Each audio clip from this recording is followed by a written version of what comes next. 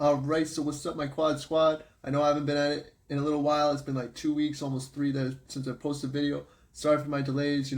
Life's been hectic. A lot of things have gone down, including I met a girl. You can probably notice by my smile, I'm a little smitten. But, you'll learn more about that in the future.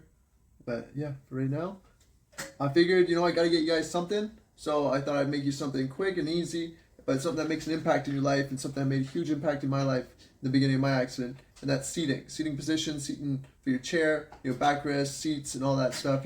Honestly, I've probably been through like 10,000 backrests, 10,000 seat cushions, just trying to position and etc. Because I got like a small version of scoliosis. Well, not, I wouldn't say small, but, and that was the effect of someone doing a really bad seating job. And so I thought I'd hop into it, walk you guys through, give you some tips, some tricks, what to look for, how to figure out your situation, just by sharing my experiences. So with that, yeah.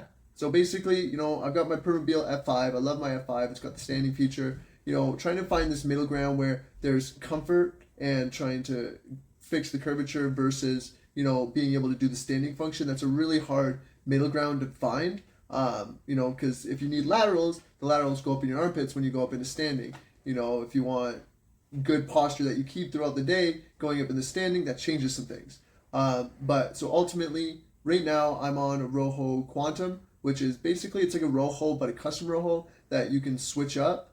So basically there's like an air cell in the front. Well, there's air cells all through, but there's also a lock mechanism on the front. So basically, once you sit on it, it's inflated. You sit on it, and then you lock that cell, and it will capture what the shape of your butt is or how you sit, so that it will hold that position throughout the day. My physio has always told me is start from a level pelvis. And at first I listened to the seating clinic, and my problem started from I ended up getting that pressure sore on my shoulder blade. With that pressure sore on my shoulder blade, I started leaning this way to get off of it. And with that, long story short, I started getting a curvature to always go this way. And when I was always going that way, I started, always leaning that way, long story short. So we tried a bunch of different things to try to get me to sit up straight. And, it would have been probably the easiest way to, laterals, trying to just work on up here. But we ended up reaching out to Ride Custom Seating, and they're like, oh, here's this great idea. And what they did was, they're like, oh, how about this? We'll dip your hips sideways so that it looks like you're sitting straight up. Well, at least I think that was the idea, but, that's what ended up happening. They moved the curve from the top of my spine down to the middle of my spine, so now it's like a seat rather than just a lean to one side. So basically, they ended up putting me sideways in a seat capture, so no matter what, whatever way I sit in that Ride, like, hard cushion, it would always have me dipping sideways. It ended up giving me a lot of hip pain. It ended up making the curve a lot worse. Ended up making it harder to fix in the future. So now, like, my curve goes like this. So I'm always leaning this way. Gravity's always pushing down on that seat, and etc. So, I mean, my thing is I never suggest anybody to go and do that with Ride. It's honestly mind-blowing that they still do that to people. Like, oh, this is such a great idea.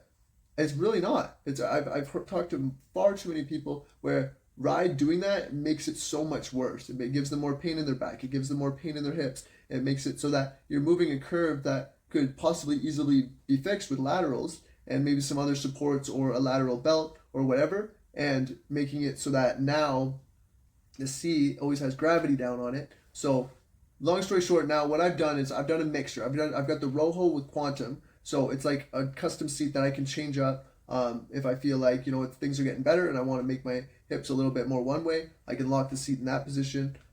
Maybe I would just want a regular Rojo. I unlock it. I got a regular Rojo, etc., etc. Like, Rojo is just really easy to maintain, to manage, to monitor, all of that stuff. And you can change it up all the time. Now with Ride, you get a seat capture that is of the shape of your body. You gain weight, you lose weight. You have to either carve stuff or get a whole new seat. And the more you carve, the more you don't have to carve anymore. So if you make a wrong carve, then you got to get a whole new seat. So with Rojo, the adjustability and the ability to change things whenever you want, there's nothing like it. But I do have a Ride backrest now.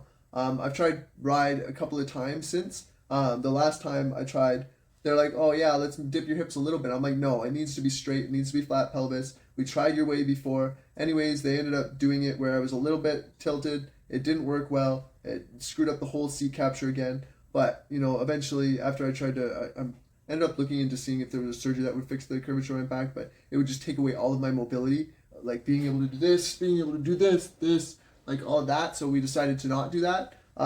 So then we ended up deciding to go with ride, but make sure that we keep my pelvis as flat as possible, and then have a backrest that will start here, and then as my curve gets better, and as you know my curve comes back in more line, we bring the backrest over a little at a time, so that it kind of brings that seat inwards. So that's the plan right now, and it's working pretty well. You know, the pain in my back's not as bad. My curvature is getting better. I do sit more straight now. The other thing that I do is, I did this before, and I got my headrest.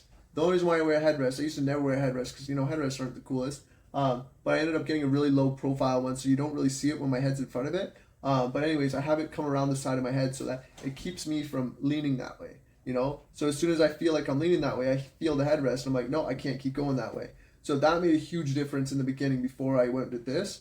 So that ended up keeping my head, because when I had the whole leaning this way problem, my head would just always do that. So even if I brought my chest in line, my head would still do this all the time.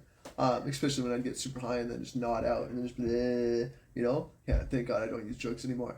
But yeah, so with that, so a mixture of this seat with this backrest and this headrest, it's keeping me pretty straight, and it's making things improve. I mean, it's only been 12 years of being with the seating clinic and being like one of the most complicated seating files they've had. Like, honestly, most of the time you close seating files, but you know, mine's been open for 12 years because, you know, it is what it is. You know, I'm a complicated piece of mess, you know?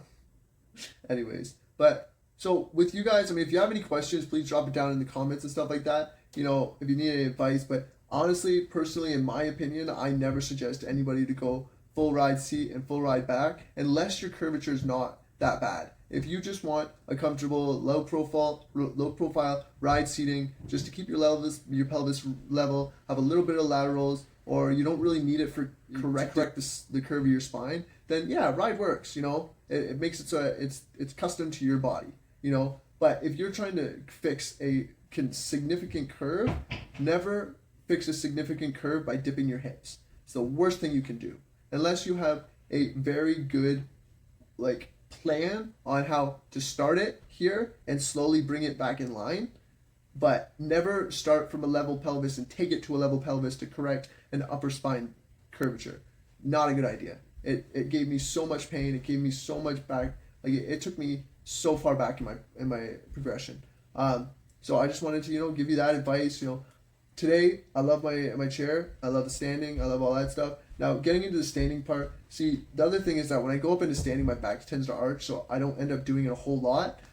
And with that also is that I'm focusing more on fixing the curve right now. So the thing with going up into standing when you've got a backrest like this is that your laterals go right up in your armpits. It's actually not too bad with this new ride back seat. I could always do more. I could always do more of anything, but procrastination is it's a thing. But yeah, with that, I mean, if you guys have any questions or you guys want to know anything more, please drop it down in the comments. I can make a follow-up video, but I just want to share my input on it. And, if you guys want me to tell you about other things I've done and other backrests that I've done, please let me know. And I can put down a list of all the things I've done. Maybe make another follow-up video, like reviewing each one that I've done, and tell you my experience with it. But, yeah, with that, easy, simple, right to the point. Thank you guys for tuning in. I really appreciate you guys hanging in there. I appreciate you guys being patient with getting the video out. Life's just been crazy. I'll tell you now, my traverse got written off because of a tow company fucking up. Sorry for my language. It's very, very sad. But, it is what it is. Life happens. I ended up rear-ending this lady, and it was a very, very, very pretty lady, by the way, and wrote her car off. Mine wasn't bad. Supposed to get a little bit of repair, and when they went to go take it over to the repair shop, they destroyed the vehicle. Yeah, they didn't ask me how to drive a wheelchair accessible SUV. They didn't ask, even though I talked to them 5 times that day. But anyways, that's a whole nother story. Could be a whole nother video, but so you're not going to see too many car videos. Like, I still have a video I filmed before that I'll make, but anyways, with that, take it easy. Keep tuning in. Hit that subscribe button, that like button, and maybe check out one of these videos, and you won't be disappointed. Oh, and if you're wondering what I'm using to film and how it keeps following me around, that's called the Insta360 Flow, and I'll leave a link down in the description. Peace.